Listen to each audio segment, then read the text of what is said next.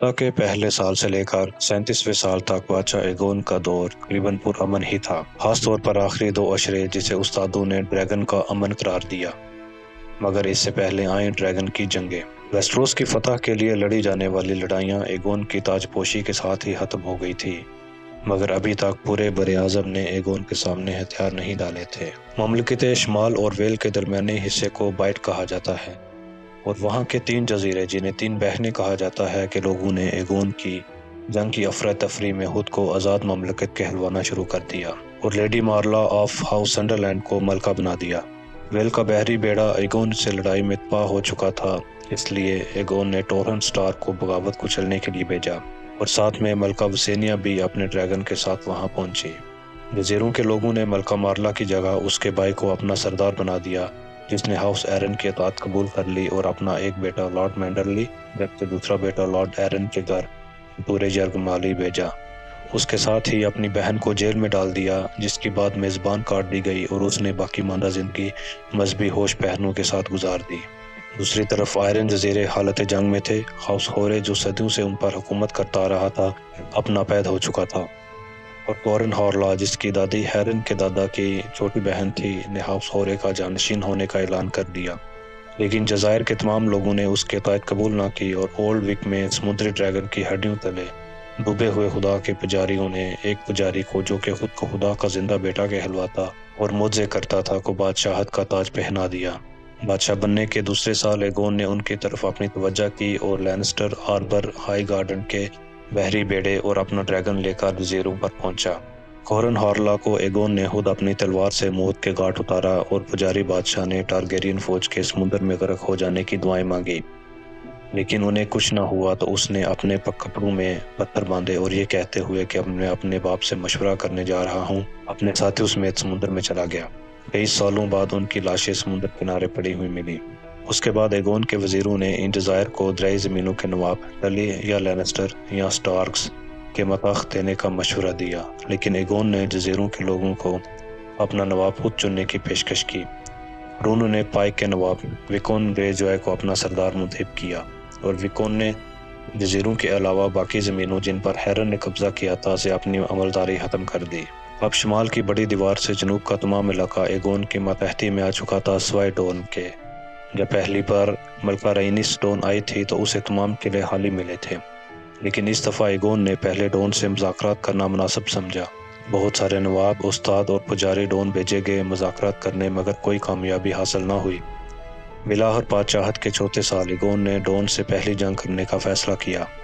सबसे पहले मलका रेनिस अपने ड्रैगन मराक्सस के साथ डोन आई और प्लानकी कस्बे को आग का निशाना बनाया, जिसमें कुछ लोग आग में जलने से और कुछ लोग पानी में डूबने से मरे। इस तरह जंग में पहला खून बह चुका था। एगोन ने वफादार साथी और स्प्राथियन की सरबराही में 1000 घुड़सवार तूफानी रियासतों से डोन के पहाड़ी रास्ते डोर में भेजे, और एगोन खुद रीत से शहजादे की गुजरगाह यानी प्रिंसेस पास से 2000 घुड़सवार के साथ डोन पहुंचा। नवाब हार्लन टायरल ने कहा कि हम डोन को ब्लारियन और एगोन के बगैर भी फतह कर सकते हैं। ये बात उसकी सच भी हो सकती है, मगर डोन के लोग जंग करने की बजाय अपनी फसलों को आग लगाकर और पानी के कुओं में जहर डालकर गायब हो गए। जब एगोन का लश्कर डोन पहुंचा तो उसे खाने पीने का मसला लाहक हुआ। यहाँ एगोन ने नवाब टायरल को जनूब में हेल होल्ड के नवाब अल्पुर उलर की जानिब भेजा, जबकि खुद स्काई रीच के नवाब फावलर का मुहासरा करने पहुंचा। यह हज़ा का दूसरा साल था और सर्दियां आने वाली थीं, जिनमें हमला के सूरज की तपश कम होगी और पीने का पानी वाफर मकदार में होगा। लेकिन नवाब टायरल की फौज के रस्ते के तमाम कुएं जहर आलूद कर दिए गए थे और उसके नतीजे में बहुत सारे घोड़े और फिर सिपाही मरने लगे। और आखिरकार जब नवाब टायरल हेल होल्ड पहुंचा तो उसने किले को खाली पाया, और उस ब्रैथियन की फौज को मजीद मुश्किलात का सामना था कि जब वो घाटी को पार कर रहे थे, डोर्निश फौज के तीर अंदाजों ने उन पर ऊपर से तीर अंदाजी की और आगे और पीछे का रास्ता बंद करके बड़े नवाबों को छोड़कर पूरी फौज को मार डाला। बादशाह एगोन को कुछ कामयाबियां किलों की फतुहात की सूरत में मिली। जब वो किला गोस हिल तक पहुंचा तो वहां के नवाब ने एगोन को अपने हाथ जंगजू से मुकाबला करने का चैलेंज दिया, जिसे एगोन ने कबूल किया और इस जंगजू को मार डाला। लेकिन फिर पता चला कि वो जंगजू नहीं बल्कि नवाब का मसहरा था, और जब एगोन लड़ रहा था तो वो नवाब टोलंड पीछे से भाग चुका था। एगोन सनस्पेयर पहुंचा और वहां मलका रईनिस पहले से ही मौजूद थी, जबकि शहजादी मारिया मार्टेल अपने महल को छोड़कर गायब हो चुकी थी। ایگون نے ڈون کی فتح کا اعلان کیا اور محل کی رکھوالی لارڈ روسبی کے حوالے کر کے واپس کنگز لینڈنگ پہنچ گیا، لیکن جیسے ہی وہ شہر پہنچا اسے ڈون کی دوبارہ بغاوت کی خبر پہنچی۔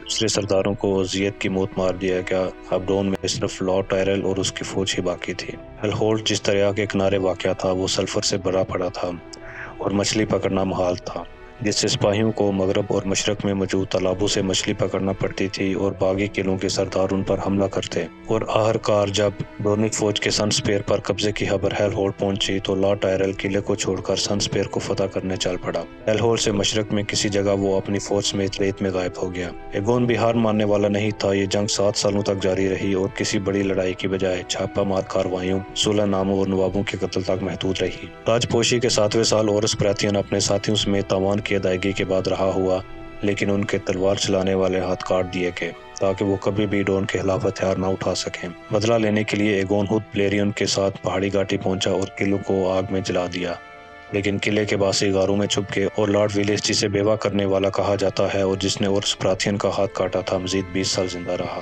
8ویں سال ڈورنش چھاپہ ماروں نے بحری قزاقوں کے جہازوں پر سمندر سے طوفانی زمینوں پر حملہ کیا اور بہت سارے قصبوں گاؤں کے ساتھ آدھے جنگل کو بھی جلا دیا۔ آگ کے بدلے آگ، شہزادی ماریا نے کہا۔ ٹارگیرینز بھی چپ بیٹھنے والے نہیں تھے اور ڈریگنز کے ساتھ ڈون کے تقریباً تمام قلعوں کو ڈریگن آگ سے جلا دیا۔ 10ویں سال ڈورنش لشکر نے گھاٹی کو پار کیا اور قلعے نائٹ سونگ پر حملہ کر دیا اور آس پاس کے گاؤں کے لوگوں کو موت کے گھاٹ اتارا۔ ہولٹ ٹاؤن کے نواب نے اپنے بیٹے کی کمان میں قلعے نائٹ سونگ کو واپس چھڑانے کے لیے بھیجا اور اس کا فائدہ اٹھا کر ڈون نے ایک اور لشکر اولڈ ٹاؤن کی طرف روانہ کر دیا۔ یہ لشکر اولڈ ٹاؤن میں داخل تو نہ ہو سکا مگر آس پاس کے گاؤں اور فصلوں کو جلا دیا اور اولڈ ٹاؤن کے نواب کے چھوٹے بیٹے کو قتل کر دیا۔ اولڈ ٹاؤن کی فوج نائٹ سونگ پہنچی تو دیکھا کہ ڈورنش فوج قلعے کو جلا کر اور قلعے کے نواب کو بیوی بچوں سمیت قیدی بنا کر واپس جا چکے ہیں۔ ہائی ٹاور لشکر واپس اپنے شہر اولڈ ٹاؤن کا محاصرہ اٹھانے پہنچا تو دیکھا کہ دوسرا ڈورنش لشکر بھی وہاں سے بھاگ چکا ہے۔ تینوں ٹارگیرینز بہن بھائی اپنے ڈریگنز کے ساتھ ڈون پر حملہ آور ہوئے اور قلعوں کو جلاتے ہوئے آگے بڑھنے لگے۔ ملکہ رینیس مراکسس کے ساتھ ہیل ہولٹ پہنچی جہاں قلعے کے سب سے اونچے مینار سے پھینکا گیا نیزہ ڈریگن کی آنکھ میں لگا اور ڈریگن قلعے کے اوپر آ گرا۔ ڈریگن کے ساتھ ملکہ بھی مر گئی یا نہیں اس بارے متضاد رائے ہیں۔ کچھ لوگ کہتے ہیں کہ وہ سیٹ سے گر کر مر گئی، کچھ لوگوں کے مطابق ڈریگن کے گرنے پر وہ اس کے نیچے آ گئی اور کچھ لوگوں کے مطابق وہ زندہ بچ گئی مگر لارڈ اولر نے اسے اذیت دے دے کر مار دیا۔ لیکن جو بھی سچ ہو، ملکہ رینیس تاج پوشی کے 10ویں سال ہیل ہولٹ پر غائب ہو گئی۔ اگلے 2 سال ڈریگن کے غصے کے سال تھے۔ تمام ڈورنش قلعوں کو جلا دیا گیا سوائے سن سپیر کے اور تمام ڈورنش سرداروں کے سر پر انعام رکھا گیا۔ سردار مارے بھی گئے لیکن صرف 2 قاتل ہی انعام لینے کے لیے زندہ رہ پائے تھے۔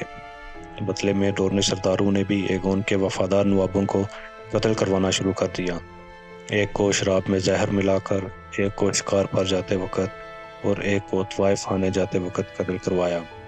حتیٰ کہ بادشاہ اور ملکہ پر بھی حملہ کروایا گیا لیکن انہوں نے حملہ آوروں کو قتل کر دیا۔ اب تک ڈورن ایک دوادار ریگستان میں تبدیل ہو چکا تھا جس میں قحط، خشک سالی اور وبا کی حکمرانی تھی، لیکن پھر بھی ڈون کے لوگ ٹارگیرینز کی اطاعت قبول کرنے کے لیے تیار نہ تھے۔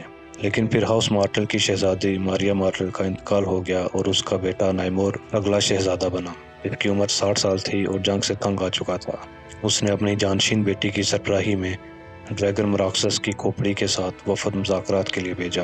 ایگون کی ملکہ سمیت تمام سرداروں نے عطایت کے بغیر امن کی ہر بات کو ماننے سے انکار پر زور دیا اور کچھ نے شہزادی کا ہاتھ کاٹنے یا طوائف خانے بھیجنے کا مشورہ دیا، جسے ایگون نے رد کیا اور کہا کہ شہزادی امن کے پرچم تلے آئی ہے، اسے کسی صورت کوئی نقصان نہیں پہنچایا جائے گا۔